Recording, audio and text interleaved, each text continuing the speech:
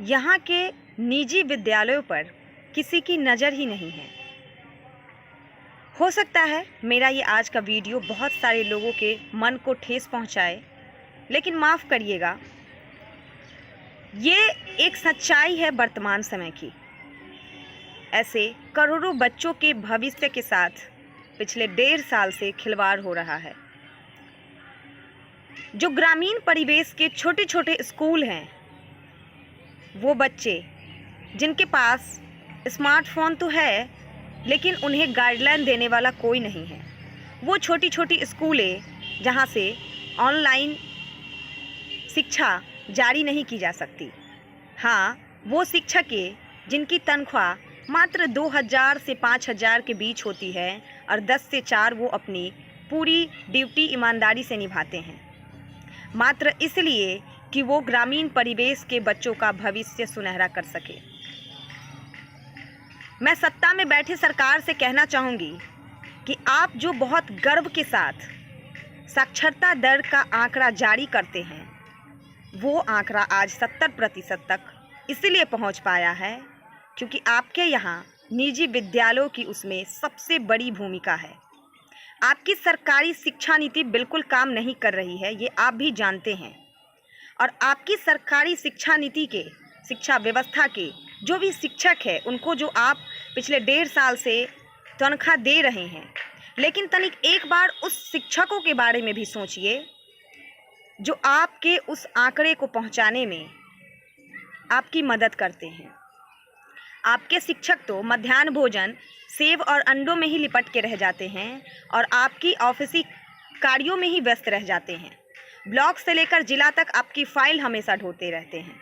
उनको तो बच्चों को पढ़ाने तक का फुर्सत नहीं है।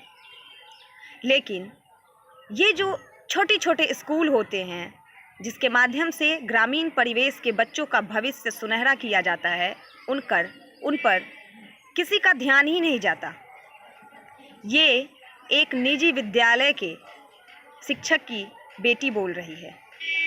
मेरे पिता भी एक निजी विद्यालय संचालित कर रहे हैं। मैं एक सामाजिक कार्यकर्ता हूँ। 2015 से वो मेरी मदद आर्थिक तरीके से, मानसिक तरीके से, हर तरीके से सामाजिक कार्य में करते आ रहे हैं। लेकिन पिछले 1.5 सालों से जो हम लोग टूटे हैं, जो स्थिति है ना, वो मुझसे अब बर्दाश्त नहीं हो रही है। मैं जो अपने पिता को मानसिक तरीके से कमज़ोर देख रही हूँ, उनके ऊपर जो चिंता की लकीरें देख रही हूँ, उन शिक्षकों के लिए जो शिक्षकें 10 से 4 बजे तक सिर्फ 3,000 से 5,000 की तनख्वाह के लिए बच्चों को शिक्षा देने आते हैं, वो बच्चे जो सरकारी स्कूल में नाम लिखवाकर इस उम्मीद से निजी विद्यालय में पढ़ने आते हैं कि हमारा भविष्य सुनहरा होगा, हम अच्छी शिक्षा प्राप्त कर सकेंगे, आज ये सारे के सारे लोग बेघर हो चले हैं। कोई नहीं है इनके ऊपर सोचने वाला। यहाँ तक कि जब जब प्रश्न उठता है तो लोग उल्टा सवाल उठाने लगते हैं। हाँ, मुझे ये कहने में बिल्कुल कोई झिझक नहीं है कि आपकी जो सरकारी शिक्षा नीति है वो 0% मतलब माइनस में काम कर रही है। ये आपकी गड़बड़ी है, आपकी नीति की गड़बड़ी है, या फिर उन शिक्षकों की मानसिकता ऐसी हो चली है। क्योंकि आपके जो भी सरकारी विद्यालयों के शिक्षक हैं, अध्यापक हैं, उनके एक भी बच्चे उस सरकारी विद्यालयों में नहीं पढ़ते हैं, वो भी बड़े बड़े किसी निजी विद्यालयों में पढ़ते हैं। लेकिन सोचने वाला विषय ये है कि आज जो इतने सारे बच्चे स्कूल से बेघर हो चले हैं, शिक्षा से अनाथ हो चले हैं, आखिर उनका क्या होगा? कौन है इसके जिम्मेवार?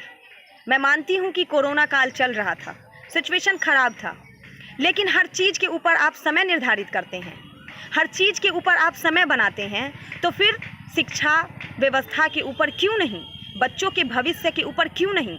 क्या आप बिहार से बिल्कुल ही शिक्षा बर्बाद कर देना चाहते हैं? क्या आप यहाँ के बच्चों के भविष्य ख़राब कर देना चाहते हैं? क्या आप उन्हें गुमराह कर रहे हैं?